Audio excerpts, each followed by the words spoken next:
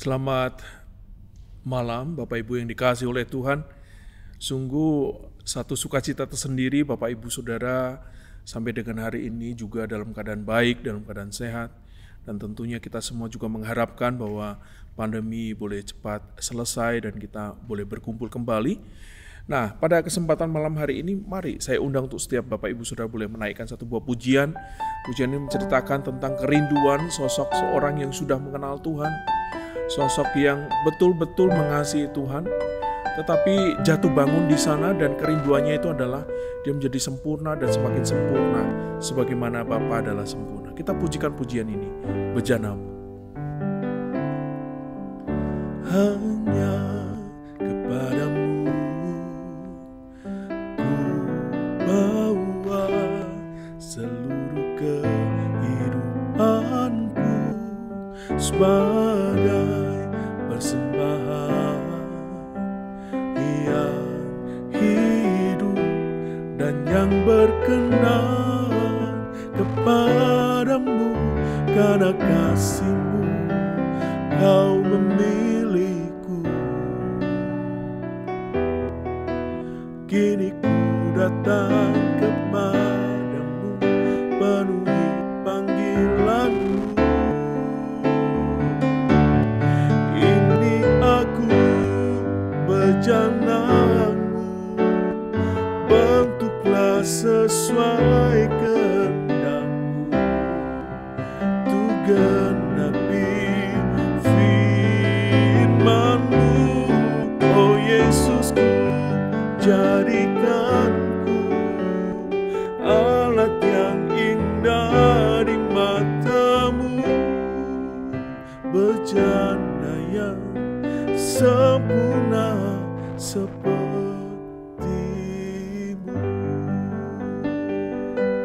Kita pujikan pujian ini sekali lagi Bapak Ibu Saudara. Hanya kepadamu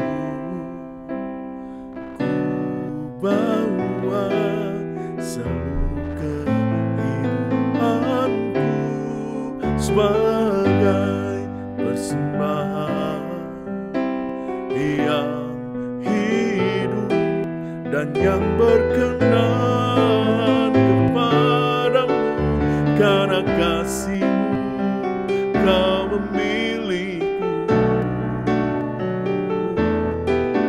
Kini ku datang kepadamu, penuhi panggilan-Mu. Ini aku, bejana-Mu, bentuklah sesuai kehendak-Mu, tu genapi firman-Mu. Oh Yesus, ku jadikanku alat yang indah di mata-Mu, bejana yang sempurna seperti-Mu.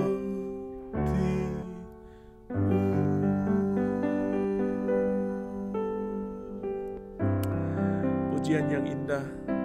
Apakah pujian ini juga menjadi kerinduan Bapak Ibu Saudara menjadi semakin sempurna karena Dia adalah sempurna. Mari kita datang kepada Tuhan. Kita berdoa.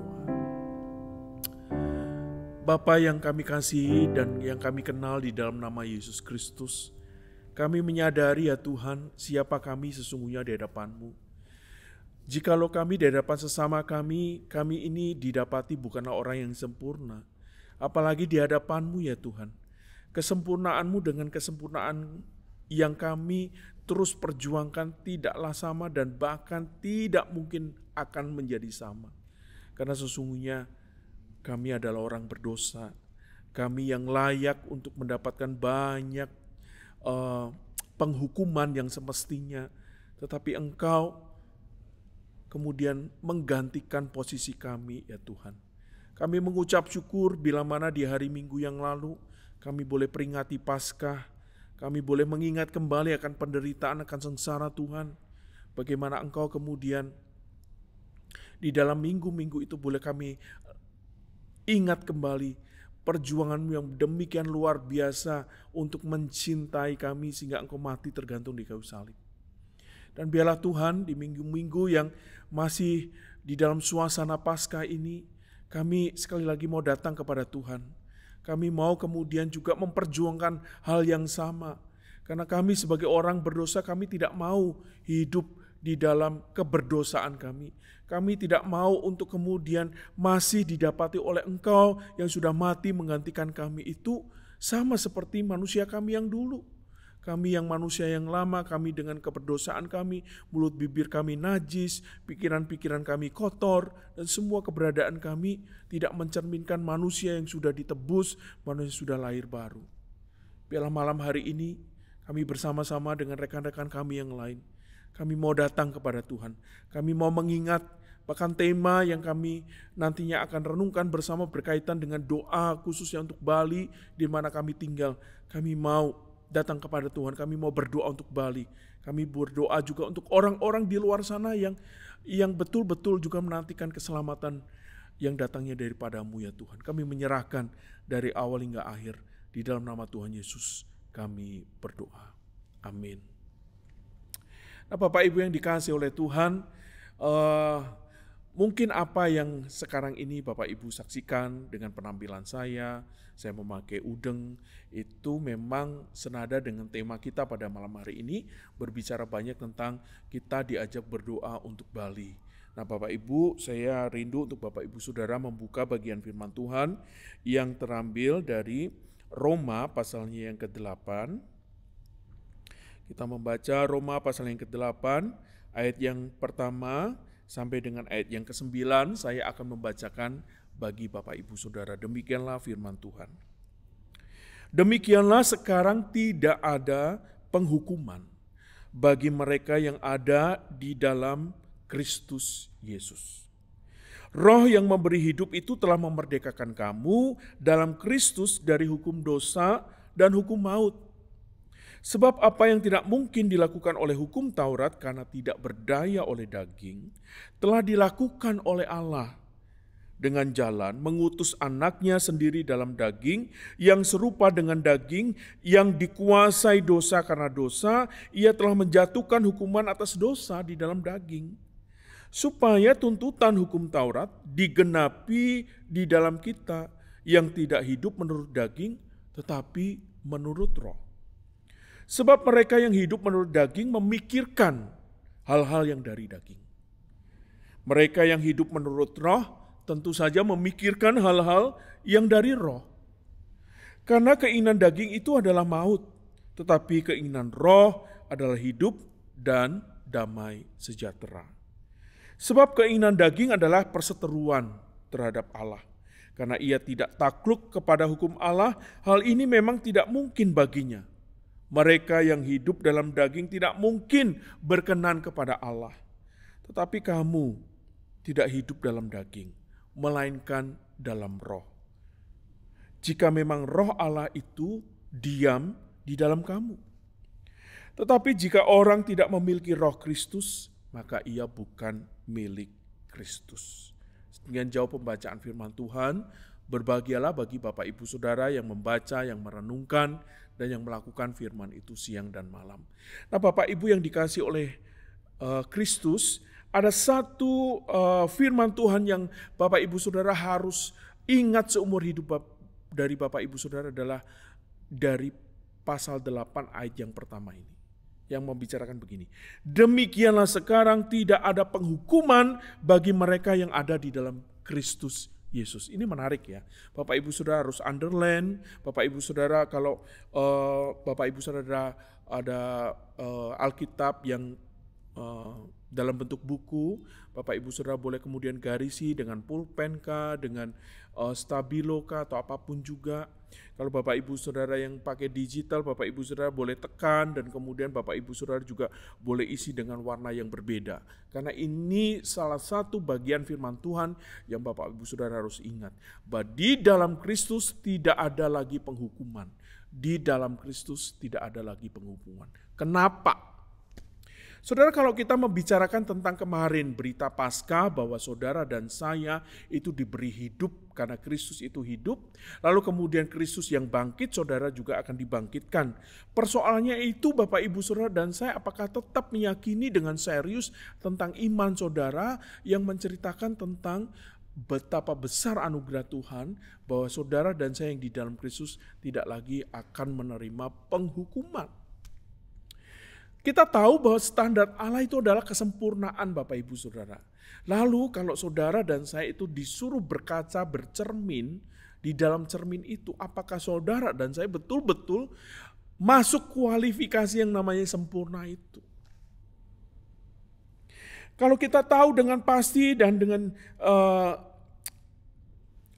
dari hati Bapak Ibu Saudara harus jujur terhadap hati Bapak Ibu Saudara, terhadap keberadaan Bapak Ibu Saudara sendiri.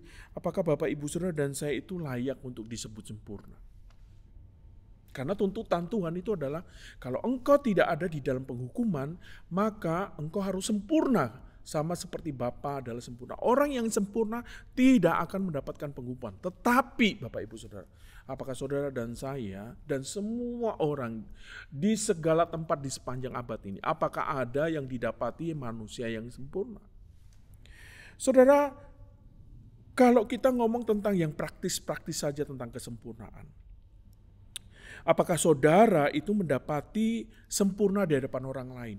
Di hadapan anak saudara, di hadapan istri atau suami saudara, atau di hadapan orang-orang yang paling dekat yang tahu knowing of you.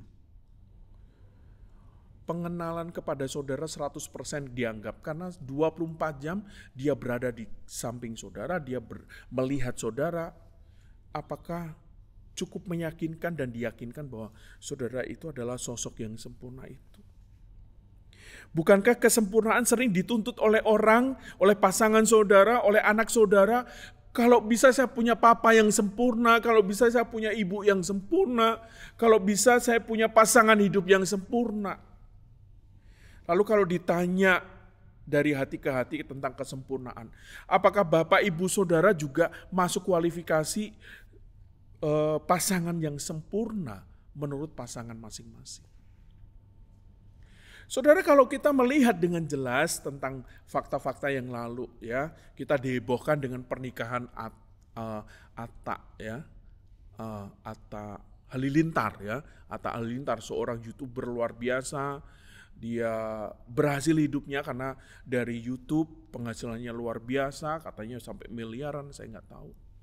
Lalu kemudian dia menikah dengan anaknya seorang selebriti dan juga artis. Lalu kemudian dari pernikahan itu kemudian didatangi oleh pemimpin negeri ini. Lalu kemudian jadi heboh karena ada banyak orang-orang komplain menikah kalau izinnya susah. Tapi kenapa pemimpin negeri ini kemudian datang? Saya tidak mau terlibat di dalam polemik itu. Tetapi saya mau mengingat kepada saudara, apakah pasangan-pasangan yang terlihat sangat sempurna di televisi, mereka-mereka yang kemudian menikah dan kemudian pernikahannya dianggap sebagai pernikahan yang sangat jarang bisa terjadi atau diadakan karena diliput oleh banyak media, lalu kemudian didatangi oleh orang-orang petinggi negeri ini. Itu menurut saudara apakah masuk di dalam kualifikasi pernikahan yang sempurna? Tetapi apakah kesempurnaan itu juga didapati oleh pasangan itu sendiri? Rasanya kita semua pasti setuju bahwa tidak ada semua manusia yang sempurna. So, berarti harus layak untuk mendapatkan penghukuman, betul nggak? Saudara dan saya ketika kemudian mencari sosok yang sempurna tidak dapat. Pasangan yang saudara pilih sendiri pun juga tidak sempurna. Apakah kemudian hidupnya itu sangat sempurna menurut keyakinan Bapak Ibu Saudara yang dahulu sebelum menikah Bapak Ibu Saudara memiliki checklist yang begitu banyak tentang pasangan hidup, lalu kemudian ketemu dengan bapaknya anak-anak atau ibunya anak-anak, Bapak Ibu Saudara kemudian melihat bahwa sesungguhnya checklist itu enggak ada. Mungkin dari 10 checklist Bapak Ibu Saudara cuma dapati 1, 2, 3, mungkin paling banter 5. Lalu kemudian Bapak Ibu Saudara tetap menikahi dan kemudian memberikan pengharapan bahwa saya menikahi orang yang tepat, orang yang sempurna menurut kacamata Bapak Ibu Saudara. Bukan garansi Bapak Ibu Saudara. Jadi kalau kita ngomong tentang kesempurnaan, kita memang menantikan kesempurnaan. Tapi siapa yang berdaya untuk bisa sempurna? Nggak ada. Kita semua, kalau tadi firman Tuhan di dalam Roma 8 sudah ngomong dengan amat sangat gamblang dan jelas. Semua yang ada di dalam daging itu semua memenuhi kualifikasi, hidupnya penuh dengan kedagingan, hawa nafsu dan semua-semuanya. Dan tidak ada yang kemudian di dalam wujud perdagingan ini kemudian bisa masuk kualifikasi menjadi sosok yang sempurna. Siapa yang sempurna, saudara? Kalau kemudian saudara secara sendiri, secara mandiri, oke, saya kepingin sempurna secara mandiri sendiri. Ukuran kesempurnaan seperti apa yang akan kita pasang untuk diri kita sendiri? Seorang yang paling saleh di muka bumi seperti Ayub sekalipun yang pernah dicatat, dia adalah orang yang saleh dan sangat saleh di muka bumi di mana dia tinggal dan hidup di zamannya. Itu kemudian juga merasakan yang namanya penderitaan. Karena iblis itu diizinkan oleh Allah untuk kemudian mencobai dia, mengambil anaknya, mengambil hartanya, mengambil kesehatannya, mengambil kekuatannya. Bahkan kemudian dia diizinkan untuk kemudian mendengar celotehan dari istri yang dikasihinya.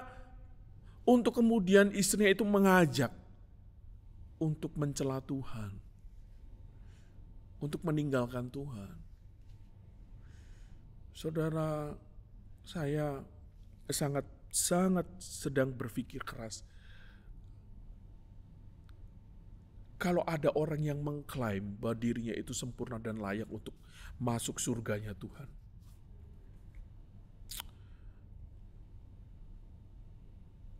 Karena tidak ada satupun kualifikasi yang bisa mengizinkan orang itu masuk surganya Tuhan. Ada pengajaran Pak Antoni tentang bicara tentang menjadi sempurna tidak selalu harus dengan cara begitu. Oke, cara yang bagaimana? Kesempurnaan bisa kemudian dibayar atau memakai jasa orang-orang yang lain. Tapi saudara melihat tidak ada satupun yang didapati sempurna yang bisa menggantikan posisi saudara dan yang saudara harus keluarkan sejumlah uang, sejumlah harta untuk kemudian menggantikan tempat yang harusnya saudara itu dihukum karena tidak didapati sempurna oleh Tuhan. Maka itu juga boleh dikatakan omong kosong. Jadi saudara, semua yang di bawah langit dan di atas bumi yang tinggal sekarang ini, dari zaman dahulu sampai dengan Bapak Ibu Saudara masih ada, sampai dengan hari ini, tidak ada satupun kualifikasi yang masuk disebut sebagai sempurna. Tetapi ini bukan sesuatu yang mustahil bagi Allah.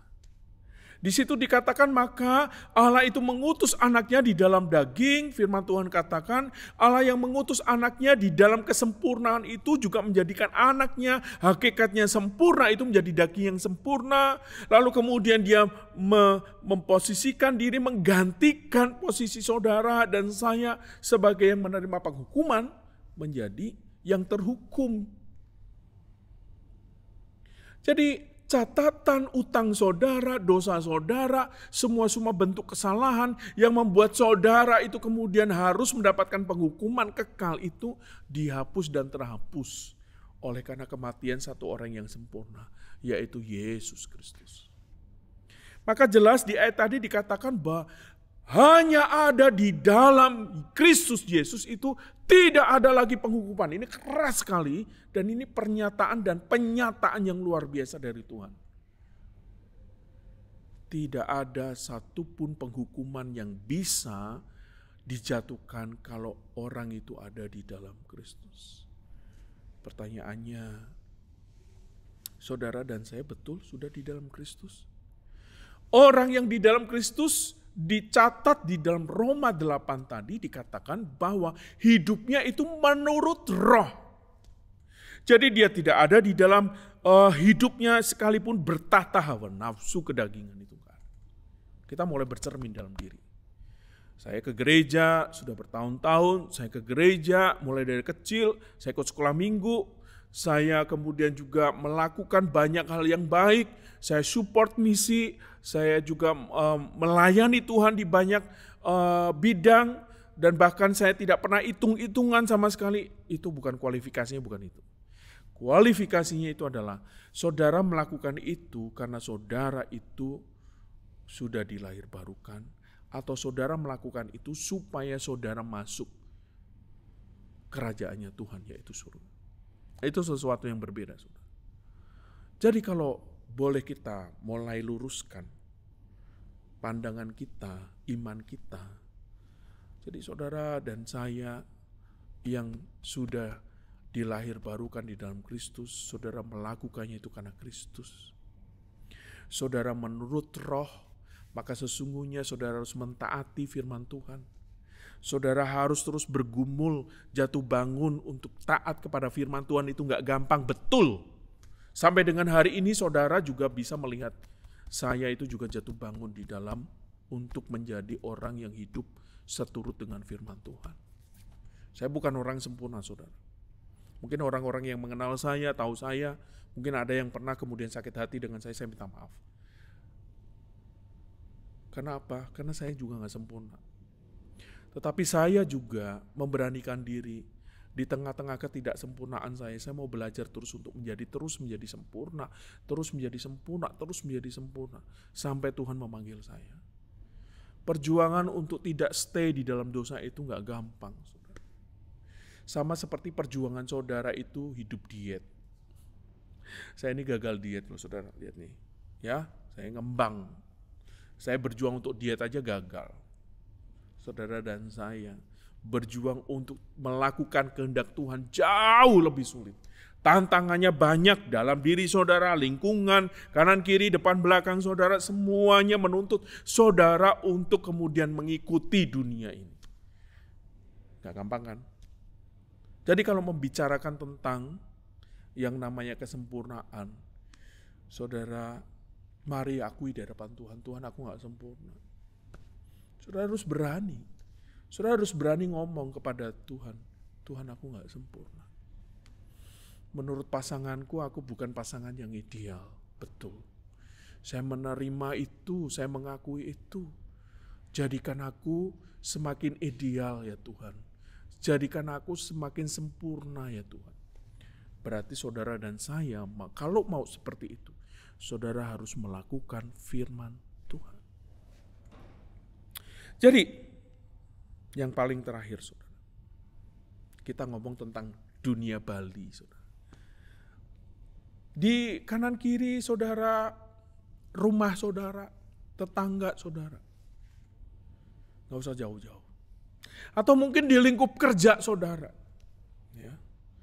Saudara didapati dan dituntut oleh firman Tuhan menjadi semakin sempurna sebagaimana Bapa itu adalah sempurna, betul? Berkali-kali saudara juga kemudian baca di dalam Alkitab, saudara harus menjadi terang dan garam, betul?